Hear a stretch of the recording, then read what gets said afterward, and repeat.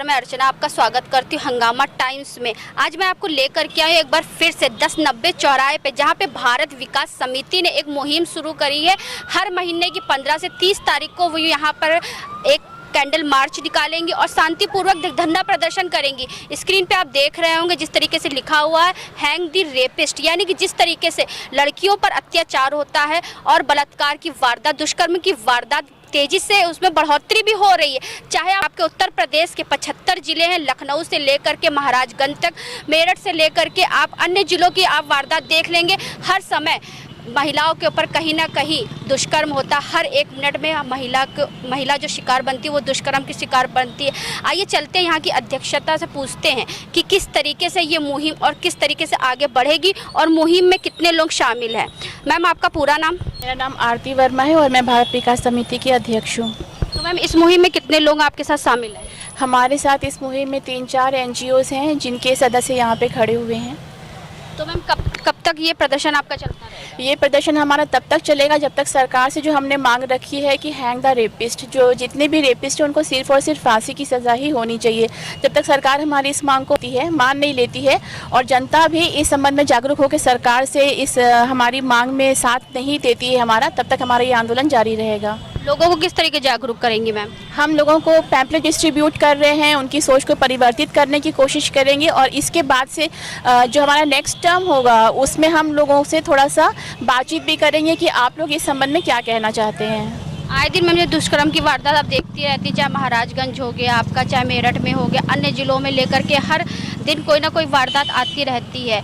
तो इन वारदातों में कोई कमी नहीं हो रही है? हाँ, इन वारदातों में कोई भी कमी नहीं हो रही है और सरकार एक तरफ नियम बनाती जा रही है और दूसरी तरफ अपराधियों में जो खौफ है वो बिल्कुल कम होता जा रहा है और अपराध की संख्या दिन पर दिन बढ़ती ही जा रही है। जिस तरीके से आपने देखा और सुना, किस तरीके से आरती वर्मा ने कहा कि अपराध की जो वारदात है बढ़ती चली जा रही है। हमारे बीच में अन्य लोग भी हैं, हम उनसे ही बात करेंगे। आपका पूरा परिचय?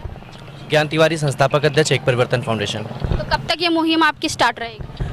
ये मुहिम तो हमारी निरंतर चालू रहेगी जब तक कि बलात्कारियों को फांसी देने के लिए कोई कानून नहीं बन जाता। तो 15 और 30 तारीख ही क्यों आप लोगों ने फाइनल करी? हम लोग ने ये सोचा था कि महीने में 2 बार हम इस मुहिम को कंटिन्यू रखेंगे, क्योंकि कोरोना का टाइम चल रहा है, हम लोग प्रतिदिन नहीं कर सकते, सारी चीज़ों को देखना है और इस वजह से हम लोग ने ये 15 और 30 तारीख को डिसाइड किया। आपका पूरा परिचय? मेरा नाम इब्राहिम खान है। तो किस तरीके से मुहिम में आप शामिल हो रहे हैं? इस मुहिम को क्योंकि आप देख ही रहे हैं देश में जिस तरीके लगातार रेप केसेस बढ़ रहे हैं। अभी हाल ही फिलहाल 2 दिन का पहले का सीतापुर का वाक़या जो कि काफ़ी जघन्य अपराध को अंजाम दिया गया 5 लोगों द्वारा। तो इस चीज़ में हम लोग ज्ञान तिवारी जी और नीलम मैम के साथ में हैं और जैसे भी होगा हमारे साथ और भी लोग जुड़ रहे हैं और हमारी कोशिश यही है कि जब तक हमारी पूरी तरीके से ये कोशिश भी है और हम ये करेंगे भी इंशाअल्लाह कि जब तक इस चीज़ के बारे में एक सख्त कानून नहीं बन जाता तब तक हम लोग इस तरीके से मुहिम को कंटिन्यू चलाते रहेंगे। तो आपको लगता नहीं है कि नारी की सुरक्षा को लेकर के सरकार वोट लेती, लेकिन नारी की सुरक्षा को लेकर के सरकार सो भी जाती है? बिल्कुल सो जाती है। सरकार जो असल मुद्दों पे जिन पे कानून बनाना चाहिए उन पे उनका बिल्कुल ध्यान नहीं है और जो देश के सबसे बड़े मुद्दे हैं उसमें से सबसे बड़ा जो पहला मुद्दा मेरे हिसाब से जो रेप वाला है, इसके लिए सरकार बिल्कुल भी सोई हुई है और वो किसी तरीके से भी कोई भी सरकार नहीं चाह रही, या ऐसा भी हो सकता है कि अगर इस पर कानून बना देंगे तो सरकार के ही काफ़ी सारे लोग इसमें फंस सकते हैं। हो सकता है कि सरकार इस वजह से कानून नहीं बनाना चाहती, लेकिन अब आज हम 4 हैं या 10 हैं, जो भी हैं, हमारी कोशिश यही है लगातार ये कारवां बढ़ता जाएगा और हम लोग इस चीज़ को आगे बढ़ाते रहेंगे और जब तक विरोध करते रहेंगे, जब तक प्रदर्शन चलेगा हमारा, जब तक ये काम चलेगा हमारी संस्था की तरफ से, जब तक इसका कानून नहीं बन जाता। तो कोई सख्त तरीका भी आप लोग लेंगे कि ऐसे ही आप जो है आम और साधारण तरीके से अपना धरना प्रदर्शन करते हैं? संवैधानिक तौर पे और संवैधानिक रूप से जो कुछ भी हमको संविधान ने अधिकार दिए हम हमेशा और सिर्फ उसी तरीके से हम लोग धरना करेंगे, प्रदर्शन करेंगे, जो भी है, जो भी संवैधानिक अधिकार है हमारे, सिर्फ उसके अंतर्गत। आप क्या कहेंगे? मेरा नाम मयंक दिवाकर, महासचिव विवर्तन फाउंडेशन। जिस प्रकार से देखा जा रहा है कि दिन पे दिन रेप की घटनाएं बढ़ती जा रही हैं और कानून भी आता है, इंसाफ भी मिलता है, लोग कोर्ट पे जाते हैं, 7 साल लग जाता है। जैसे निर्भया कांड का आपने देखा हुआ था, अभी 2 दिन पहले सीतापुर में एक बच्ची के साथ में 5 साल बच्ची के साथ में रेप हुआ है। कि हमारी यही मांग है कि सबसे पहले आप एक सिर्फ फांसी को, बलात्कारियों को सिर्फ फांसी की ही फांसी सज़ा मिले और कोई नहीं, कि जैसे क्योंकि एक लंबा केस से ना चले। क्योंकि कोई भी लड़की का बलात्कार होता है उसके साथ में कई बार फिर बलात्कार होता है, क्योंकि कई सारे सवाल पूछे जाते हैं, थाने में पूछा जाता है, फिर कोर्ट में उससे कई बार उससे पूछा जाता है। मानिए कि अगर 7 साल किसी का केस चला तो 7 साल उसके मानसिक का बलात्कार उस बेटी का हो रहा है। तो हम नहीं चाहते हैं कि अगर किसी के साथ किसी बेटी का बलात्कार अगर हो रहा है तो सिर्फ अगर अब पुष्टि अगर हो जा रही है कि उसने उस व्यक्ति ने उसके साथ बलात्कार किया है तो उसको तुरंत ही फांसी की सज़ा मिलनी चाहिए, क्योंकि अगर फांसी की सज़ा मिलेगी तभी हमारे देश में एक सजग नागरिक बनेगा। और हमें अपने सोच में परिवर्तन लाना पड़ेगा, क्योंकि देखना पड़ेगा कि सबसे बड़ी बात क्या है कि हमारा भी एक वही मोटिव है कि एक कदम परिवर्तन की ओर, कि जब तक हम अपनी सोच में परिवर्तन नहीं लाएंगे तब तक हम कुछ नहीं कर सकते हैं। आपका पूरा परिचय? जी, मेरा नाम राजेश कुमार है और मैं सेल्फ डिफेंस ट्रेनर हूँ champion of champion karate academy से। और हम लोगों की पूरी लखनऊ में बहुत सारी जो है कराटे की ब्रांच हैं, और जो हमारा मेन ब्रांच है वो near SRS mall champion of champion karate academy है। और हमारे कोच जो हैं श्री संतोष जायसवाल जी हैं, और मैं जो है कराटे में करीब मैं 14 साल से हूं, और मैंने और हमारी टीम ने आज तक जो है हज़ारों लड़कियों को सेल्फ डिफेंस की ट्रेनिंग दी है। और प्रेजेंट में मैं रिसर्च स्कॉलर भी हूं लखनऊ यूनिवर्सिटी में। तो मैं यही कहना चाहूँगा कि आजकल सभी को पता है कि हमारे देश में प्रदेश में जो है क्राइम का जो ग्राफ है वो दिन प्रतिदिन बढ़ता ही जा रहा है। सरकार अपनी नीतियाँ तो बना रही हैं लेकिन उसमें कहीं ना कहीं कुछ विफल हो रही हैं, तभी क्राइम का ग्राफ बढ़ रहा है। तो मैं सिर्फ इतना ये बोलना चाहूँगा कि हम किसी के भरोसे ना रहें, हम स्वयं आत्मनिर्भर बन जाएं, जैसे कि हमारे प्रधानमंत्री जी ने कहा है।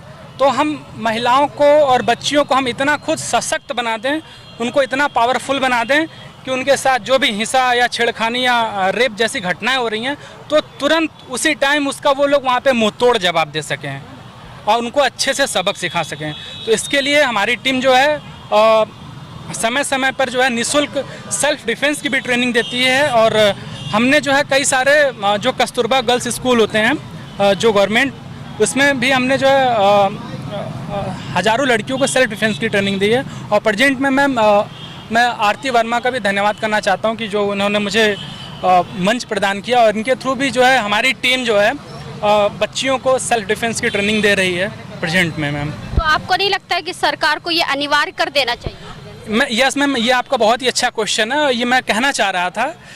देखिए मैम, जैसे कि सरकार हर चीज़ को सब्जेक्ट का जो है वो कह रही है कि ये सब्जेक्ट होना चाहिए, ऐसे होना चाहिए। मैं तो कहता हूँ कि सेल्फ डिफेंस को अनिवार्य कर देना चाहिए। जैसे फिजिक्स है, केमिस्ट्री है, मैथ है, जितने भी सब्जेक्ट हैं उसके साथ साथ जो फिजिकल एजुकेशन में पहली बात की जो है सभी छात्र छात्राओं के लिए जो है स्पोर्ट्स अनिवार्य होना चाहिए। प्रभुनारायण राय, एक परिवर्तन फाउंडेशन जिला अध्यक्ष।